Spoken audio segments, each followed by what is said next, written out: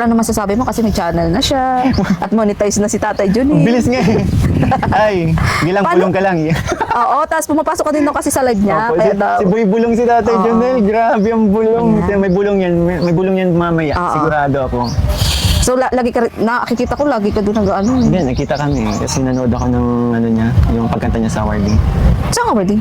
Di mo alam. Hindi ko alam. Invite ako ni Tatay. Ah, Tatay Junel. Nanood ka din. yung private ano. Ay, bulong. Ay, nung nag-ano si Krista, nung nag-news. Hindi, yung awarding niya, kagabi lang. Oo nga, pero music Krista doon. Dumaan lang ako para mapanood yung pagkanta niya. Si Krista pala yung kumanta. Akala ko si Tata yung kumanta, naguluhan ako.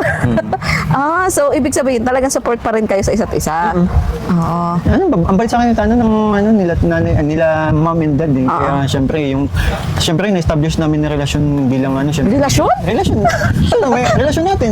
Yan. Relasyon natin. Yan. Ate ko kasi Yan. kahit magkaedad tayo, ate ang turing ko sa iyo, di ba? Yes. Ganun yung tinutukoy ko. Syempre yung relasyon sa pagitan namin ng family ni CJ maayos. Kaya yun pag available tayo, sabi lang nila andyan ako.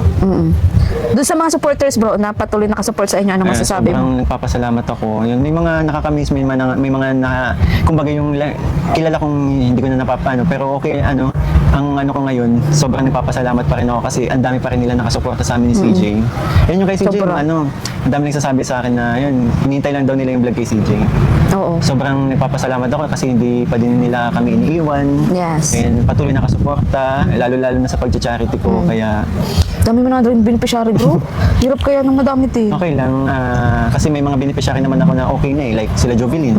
Okay na, so hindi ko naman na kailangan balik-balikan palagi kasi nagtatrabaho naman si John J. Mark. And okay naman yung tinutuluyan nila. Unlike before na talagang binabalik-balikan ko kasi napaka-miserable ng nila, yung buhay nila. Ayun, at alam naman po natin mga Kalingap na meron nga pong nagsasuggest na i-love team si Kalingap Mikoy kay Medit. At alam naman po nating lahat ang dahilan kung bakit nga po nabuwag ang Mick Chris. At ito nga po si Kalingap Mikoy at si Medit ay sakto nga po dahil hindi din naman po nagkakalayo yung kanilang edad. Kumbaga hindi po katulad ni Krista na talagang minor de edad pa. Pero ganun pa man, kahit po ako, para sa akin, ay sanay ako na si Kalingap Mikoy at si Krista yung talagang magka-tandem. Kaya po para sa akin ay hindi po ako parang kumbinsido na i-partner si Kalingap Mikoy kay Medit. Syempre, dun po tayo sa original kay Krista. Kumbaga nakasanayan na po natin na makikita po natin on screen na si Kalingap Mikoy ay kay Krista lamang. Pero syempre na kay Kalingap Rab po yung desisyon. Kung gusto po niya na itandem si Kalingap Mikoy sa iba, ganun din po si Krista. Pero syempre, kung ayaw mo naman i-partner din sa iba, ay nasa sayo yun. No? Pwede naman pong makipag-usap kay Kalingap Rab kung ano yung mapagkakasunduan o mapag-uusapan. At bukod nga po dito mga Kalingap, ay nabanggit nga po ni Kalingap Mikoy na siya ay namomroblema dito nga po sa kanyang pabahay. Parang kinakapos siya sa financial. At alam na alam po natin na talagang napakamahal po ng mga bilihin ngayon.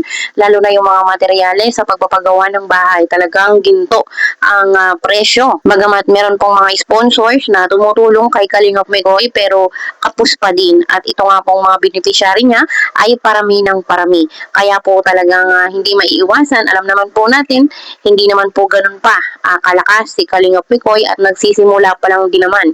Kaya po yung kanyang budget sa mga beneficiary at pagpapagawa ng bahay ay talagang tinakapos po siya. At doon nga po mga Kalingap sa tambalang Medit at Kalingap Mikoy ay wala pa naman pong anunsyo si Kalingap Rab pero sana ay wag nang matuloy para po sa akin. Kumbaga ay gusto ko si Krista ay kay Kalingap Mikoy lamang at si Kalingap Mikoy ay kay Krista lang din. Kaya po sana ay wag nang i-love team or itandem si Kalingap Mikoy sa iba. Ganon din po si Krista. Kumbaga para po sa ating mga kami-Kris ay nasanay po tayo na sila yung ating sinusuportahan. Na sana yung mga viewers at supporters na sila yung magka-tandem. At umaasa po tayong lahat na pagkatapos ng 2 taon ay magkakaroon ng season 2 ang Mikris. Pero sabi nga po nila ay wag po tayong masyadong umasa para po hindi tayo masaktan. Siyempre, sa 2 taon, marami pa pong pwedeng mangyari.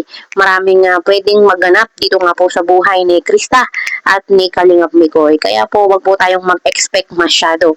Kasi mahirap po nga masaktan, baka po tayo ay umiyak na naman. Ang mahalaga sa ngayon ay nakikita po natin sila na kahit papaano ay nagkikita po sila off-cam. Kumbaga maayos po yung kanilang relasyon kahit po nag-stop na yung kanilang tandem. Kaya po kung totoong mahal po natin ang Mikris ay patuloy po natin silang suportahan.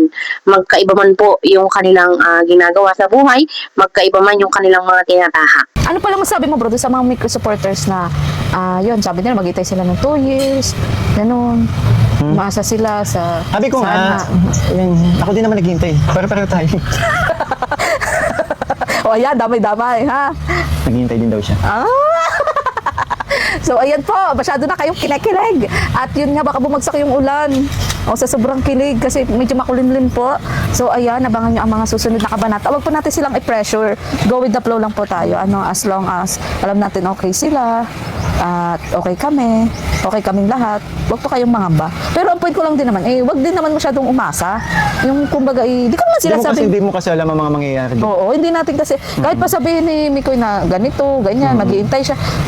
Ano po baga, hindi natin hawak yung 2 years is 2 years pa rin. Yes.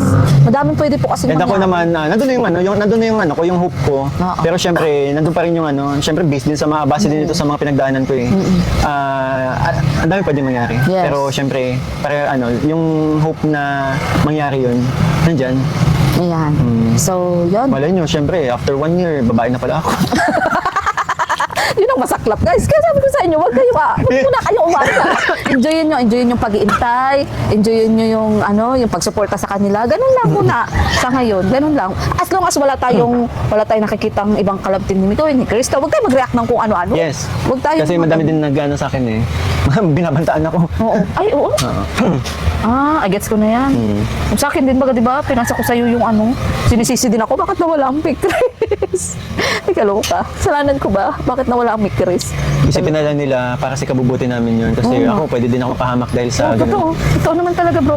Kasi minsan na din kami ni Mama Che, na-question about dyan. Kaya wag nilang i-bash si Kalingap Rab. Kaya Maintindihan nila. Ginawa lang ni Kalingap Rab para protektahan kami. And kami naintindihan naman namin lahat eh. Dito pa rin naman kami. Totoo po yun. At sana sa mga supporters po, viewers, sponsor, sana alam din po natin mga limitasyon natin bilang manonood, bilang taga-suporta. Siyempre may mga private, din po sila, private life, kumbaga private person pa rin naman po sila, although, binablog sila. Pero Ate Lynn, siguro sabihin ko na lang din sa kanila, yung namin, yung relasyon namin sa pagitan na, alam niyo naman yung relasyon, term ko relasyon kasi, di ba? Kasi tayo may relasyon din tayo sa Yun yung relationship namin na ni CJ ay okay po goods. Walang kumbaga yung umabot sa puntong hindi kami nagkakaunawan. Okay ba kami? Hindi, okay kami. Okay pag-uusap namin. 'Di ba? Kaya wag kayong Minsan kaya lang po nagmumukhang hindi okay kasi mga supporters nag-aaway-away. Mismo, sila din ang gumagawa ng Sila naman. Kami naman okay naman kami, 'di ba? Kung may man kami, naman, off-cam, kami na lang And kung naman natin yung mga sinabi ko before, may Mikris, nandun pa rin, yung pa rin papanindigan ko yun. Dito ako sa kanya nakagabay bilang ahid sa kanya. May Tsaka si CJ yan din yan eh. Nilalapitan din tayo niya kapag may mga bagay na kailangan niya itanong sa dapat ba niyang gawin or ganito. Yan, isa ako sa nilalapitan pa ni CJ. Kaya yun, huwag kayong masyado diyang nai-stress sa buhay. Saka maikli lang po ang buhay. Tingnan nyo si Tatay Robin. Bata-bata pa. Nakalungkot. Si Kuya Robin sa nagpasaya ng Ayaw nga, di ba? Naalala ko nga. Tapos, talaga. Taligaya isa sa Team Kalingap.